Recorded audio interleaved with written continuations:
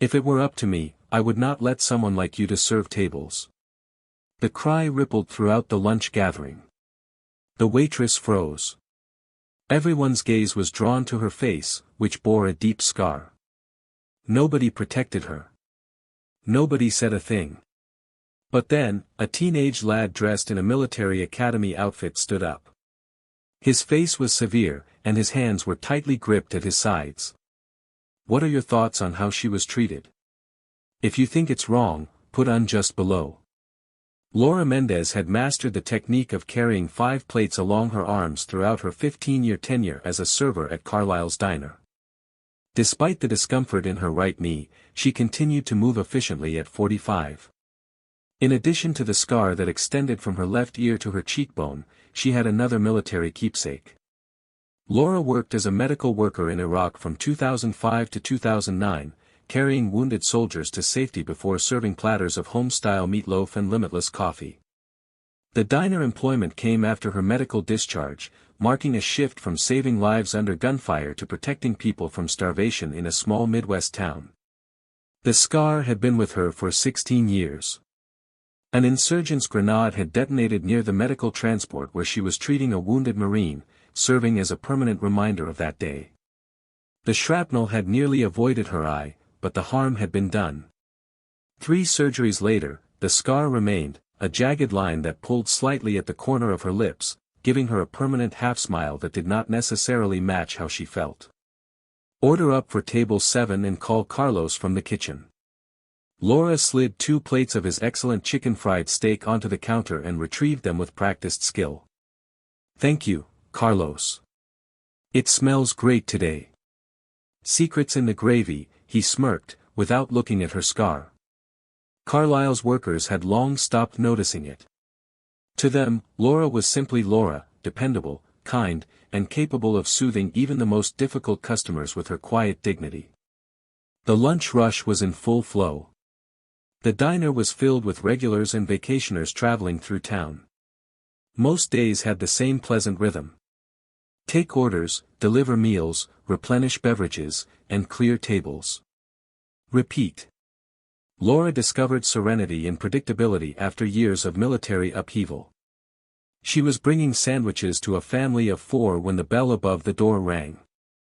A group of 5 well-dressed strangers entered, 3 men and 2 women dressed in business clothes, laughing loudly as they took the largest booth by the window. Laura assumed that weekend vacationers from the city would be driving through on their way to the lakeside resorts. Lily, the adolescent hostess, seated them and handed out menus. When she returned to the counter, she whispered to Laura, "The guy in the blue suit requested your most attractive server." I wasn't sure what to say. Laura squeezed the girl's shoulder. You did fine. I will take care of them. Are you certain? Debbie could. It's my section, Laura stated simply. After facing mortar fire, entitled customers scarcely registered as a threat, so she approached the table with her usual greeting. Welcome to Carlisle's. My name is Laura, and I will be taking care of you today. Can I start you with anything to drink? The man in the blue suit looked up from his menu, his forced smile frozen as his gaze met hers. His gaze fixed on her scar, following its line with unmistakable disgust. Jesus, he murmured softly enough for his companions to hear. One of the women giggled nervously. Laura kept her professional demeanor. Our special for today is an open-faced turkey sandwich with what happened to you. Blue suit interrupted, waving awkwardly at her face. A car crash or something? Laura's cheeks flushed, but her voice stayed firm. I'll give you a few minutes to browse over the options. She turned to leave, attempting to defuse the situation. Hey, I asked you a question, the blue suit called after her. Laura halted and turned back with trained patience. Is there anything on the menu that I can help you with, sir? The man leaned back and addressed his companions while projecting his voice. If it were up to me, I would not let someone like you to serve tables. It kind of destroys your appetite, you know. The diner went silent. Conversations came to a halt mid-sentence. The clink of silverware stopped. All eyes shifted to Laura, who stood naked in the center of the room, the scar on her face the only thing visible. One of the man's buddies, a woman with an extravagant hairstyle, laughed out loud. "Steve, you cannot just say stuff like that." "What? I am simply being honest. Restaurants are meant to be about the experience. Would you put a Halloween mask on Mona Lisa?" He motioned at Laura as if she were an abstract concept rather than a human standing 3 feet away. Laura felt the old empty opening in her chest, the same emptiness she had experienced when she first saw her scarred face in the hospital mirror. Her hands clenched around her order pad, knuckles white with restraint. Nobody in the diner spoke up. A middle-aged couple at a next table focused hard on their plates. A truck driver at the counter shuffled nervously on his stool while keeping his gaze down. The passive complicity was almost as bad as the original insult. Laura answered gently, "I'll send another server to your table," and turned away with dignity. Blue Suit called after her, which was probably a good thing. Perhaps someone whose face is not attempting to flee from itself. Laura moved calmly to the back of the restaurant, his partner laughing behind her. Her posture was straight, her steps measured, and she showed no signs of the shame she was feeling inside. In a booth toward the back, a woman in her 40s sat with her adolescent son. Unlike the others, they didn't pretend not to observe. The boy, tall and slim in a pressed military academy uniform, watched the entire incident through narrowed eyes and clenched jaw. "Stay with us if you believe that character and service, rather than appearance, define honor." Laura carefully positioned water glasses on a tray in the kitchen, focusing on the easy chore to keep her quivering hands steady.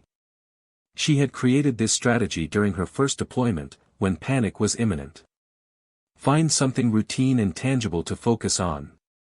The weight of the glasses, the cool condensation on her fingertips, and the exact spacing between them. Harold, the owner and manager of Carlisle's, approached her, his aged face wrinkled with anxiety. "I heard," he replied simply. "Do you want me to ask them to leave?" Laura shakes her head. "They pay consumers, but not if they harass my employees." "It's nothing I've never heard before." Laura focused her gaze on the glasses. "They'll leave a large tip to compensate for their poor service and never return." "Better than causing a disturbance," Harold appeared unconvinced. "Laura, you don't have to," she interjected. "I just need a minute," he said regretfully, before returning to the front and assigning Debbie to table 12. Laura could see Blue Suit and his companions laughing through the service window, with an occasional glance toward the kitchen. She pondered what it was like to go through life committing casual violence without thinking twice. In her head, she repeated the mantra she had created years before: "I don't need their approval. I simply need to execute my work with dignity."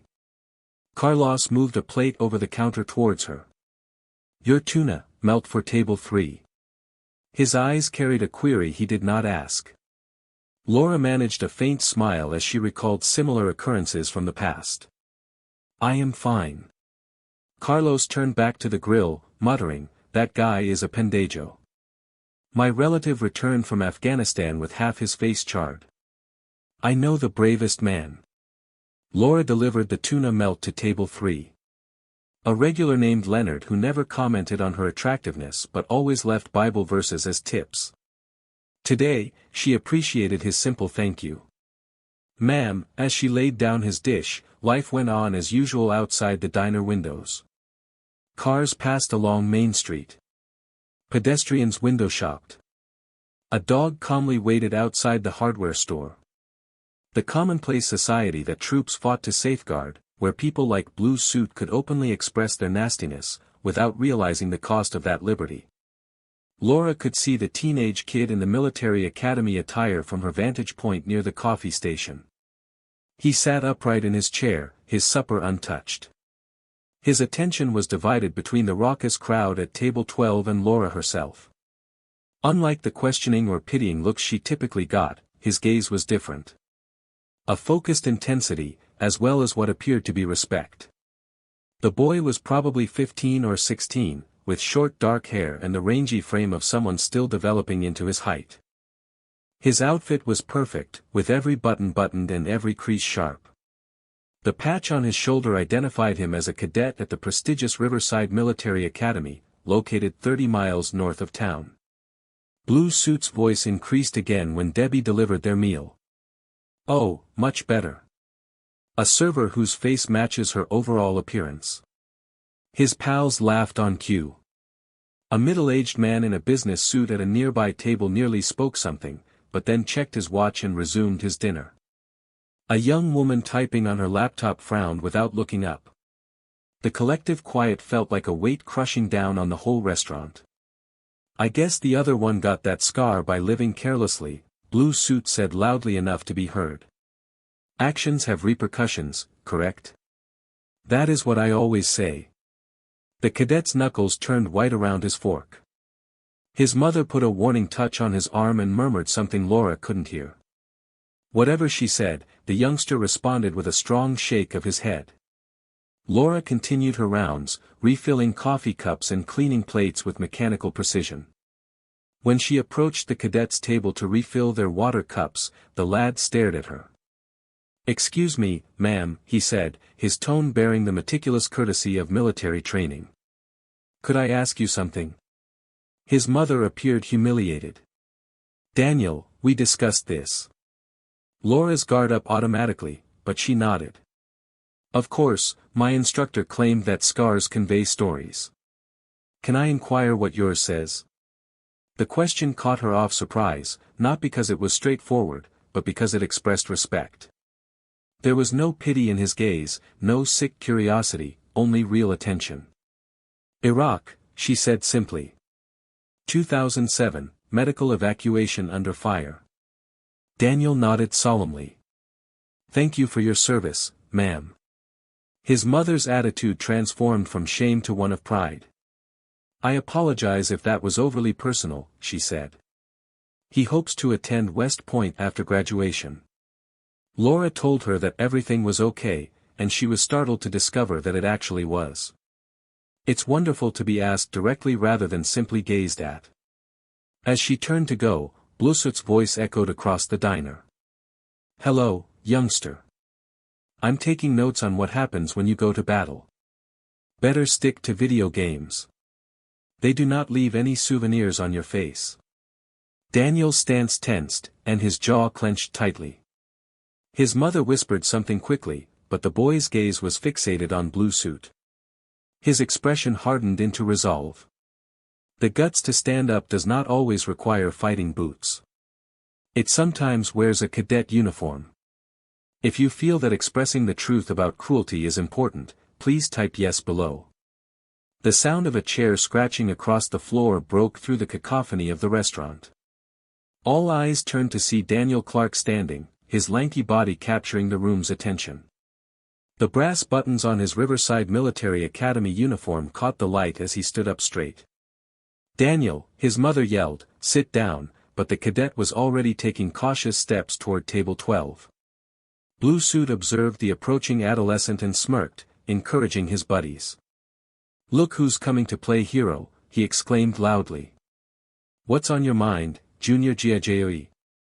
Daniel paused exactly beside their table, his posture flawless. At 15, he still had the gangly awkwardness of adolescence, but his bearing and steady stare on Blue Suit were not childish. "I'm preparing to be a soldier," he added, his voice clear and resonant in the now quiet diner, "and if I'm ever wounded, I hope I can live as she does." He motioned to Laura, who stood still by the coffee station, head held high, serving others without shame. Blue Suit's smirk faded. His companions shuffled uncomfortably in their seats, suddenly focused on their meal. "Listen, youngster." Blue Suit started, but Daniel hadn't completed. "That scar represents honor," he said, each word thoughtful and weighted. "You only have one mouth." A quiet murmur echoed across the diner. An elderly man wearing a Marine Corps baseball cap nodded in approval. The truck driver at the counter sat up taller, his look lightened as if a weight had been lifted. Blue Suit's face flushed. "You're not sure what you're talking about. This is grown-up business, so why don't you go back to playing soldier?" I know precisely what I'm talking about, Daniel said, his demeanor unwavering. My grandfather returned from Vietnam minus an arm. People who had never risked anything also glanced at him. Blue Suit looked around for allies and found none. His companions studiously avoided eye contact, with one woman even moving slightly away from him at the booth. Whatever, Blue Suit mumbled, his voice losing its confidence. It was only a joke. Everyone is quite sensitive these days. Jokes are supposed to be funny, Daniel said evenly. Cruelty is not humorous. Laura found herself going forward, drawn by something in the boy's posture, the echo of every soldier who had ever stood firm when it counted. Tears pinched her eyes, but they were not tears of embarrassment this time. The kid's right, said a rough voice behind the counter. The truck driver swiveled his position to face the room. My daughter served 2 tours in Afghanistan and returned with scars worse than that. Still the most stunning person I know. Damn true, said the Marine veteran, raising his coffee cup as a tiny toast to Laura. Voices joined in one by one, expressing truth into a place that had previously been occupied with cowardly quiet, rather than shouting or making a scene. I was at Walter Reed for 6 months, remarked a middle-aged woman near the window. The scars those men and women bear are a testament to their courage. Blue Suit sagged in his seat, the confidence of his posture fading. His buddies were now visibly embarrassed, with one man checking his watch and grumbling about being late for an appointment. Laura approached Daniel, who was still standing erect by table 12. Up close, she noticed his hands quivering slightly at his sides, the sole indication that his confidence had cost him something. What is your name? She asked quietly. Daniel Clark attends Riverside Military Academy, ma'am. Thank you, Daniel, she murmured calmly, despite the emotion choking her throat. The words were insufficient for what he had done. Not only did he defend her, but he had also restored something that had been taken years before in a moment of fire and sorrow. Harold appeared by her side, speaking to Blue Suit and his increasingly uncomfortable companions. I guess it's time for you to pay your bill. We have not finished, Blue Suit began. Yes, you did, Harold interrupted, dropping the check on the table with finality. Laura could see the tone in the diner had changed as they walked out, leaving cash including an abnormally high tip and guilt money. The weighty silence of collective humiliation has been replaced with something lighter and more real. Conversations resumed, albeit with a different quality than before. Daniel returned to his table, where his mother watched him with a mix of anxiety and obvious pride. Are you angry? He questioned her quietly as he sat down. She shakes her head. No. Your father would have done the exact same thing. Laura resumed her tasks, aware of the slight differences in how people were looking at her. Not at her scar, but at how she makes eye contact and gives little grins or nods of recognition. The scar hadn't faded entirely, but its ability to identify her in the eyes of strangers had reduced. As the lunch congestion subsided, Laura found herself standing behind the elderly Marine as he paid his tab. That was a good kid, he added, nodding toward Daniel. We need more like him. Yes, Laura agreed. We do. You know, the Marine said, I led a platoon during Desert Storm. The scariest thing I've ever done was not face enemy fire. It was returning home and encountering folks who did not comprehend. Laura nodded, the simple acknowledgement between veterans conveying more than words could. But that youngster, he added, understands. The next generation gets it. That is something. It was something, Laura thought. She hadn't realized how desperately she needed to see this. As the afternoon slump crept over Carlisle's cafe, Laura started the regular process of replacing napkin dispensers and refilling salt shakers. Her fingers moved instinctively as her thoughts repeated the events of the lunch service. Not the humiliation, but the moment when a teenage lad wearing a cadet uniform stepped up and told the truth. Daniel and his mother were about to leave, grabbing their luggage and paying their bills at the counter. Laura approached them, nervously wiping her hands against her apron. Miss S. Clark, she stated, you have an extraordinary son. The woman smiled, and the lines around her eyes deepened. He is his father's son. Army Captain Jonathan Clark. He would have been quite proud today. Laura was aware of the past tense. I apologize for your loss. Thank you. It's been 2 years now. Afghanistan. Daniel stood slightly apart, his expression indicating that he had heard this argument several times before. His young face had an aged solemnity to it, as if he had grown up too quickly. Before we leave, he added, reaching into his uniform pocket, I wanted to give you something. He extended his hand, displaying a little brass pin bearing the Riverside Military Academy's symbol of an eagle with spread wings. Daniel explained, this is my first achievement badge. We obtain it after completing the introductory training. He paused before adding, someday, I'll wear others, but today, I think this one belongs to you. Laura focused on the small metal piece, realizing the significance of what he was providing. Not simply a trinket, but a token of respect from someone who desired to tread the journey she had already taken. I cannot accept this, she whispered softly. You've earned it. So did you, Daniel responded with the straightforwardness of youth. Every time you walk into this diner, hold your head high. Laura received the pin with shaky fingers. Thanks, Daniel. As they approached the entrance, Daniel turned back. Miss Mendez. My father used to remark that courage isn't simply not being afraid. It is about being terrified. And showing up anyway. He straightened his shoulders. You show up every day. Laura stood motionless when they went, holding the little pin in her palm. Harold arrived, coffee pot in hand, and nodded at her closed fist. What is that? He asked. Laura opened her hand, revealing the brass emblem as a reminder. Laura fastened the cadet's badge next to her name tag on her uniform as she prepared for the dinner shift that night. The scar on her face remained. Her dreams were still haunted by memories of Iraq, and guys like Blue Suit continued to commit casualties all around the world. But something had shifted. Laura glanced in the mirror for the first time in years, and she saw more than just a scarred face. She saw what Daniel saw, a lady who came up every day with dignity that no scar could erase. As the dinner crowd arrived, Laura stepped back onto the ballroom, head held high, the cadet's pin catching the light as she moved. The scar was still present. Her heart was still filled with pain, but her steps were lighter than they had been in years.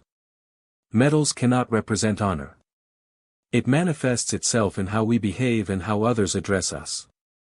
Have you ever seen someone maimed but yet live with dignity? These individuals deserve to have their experiences told. Share this and subscribe to Talostrength to help safeguard what's right every day, whether with a single word or a knowing glance.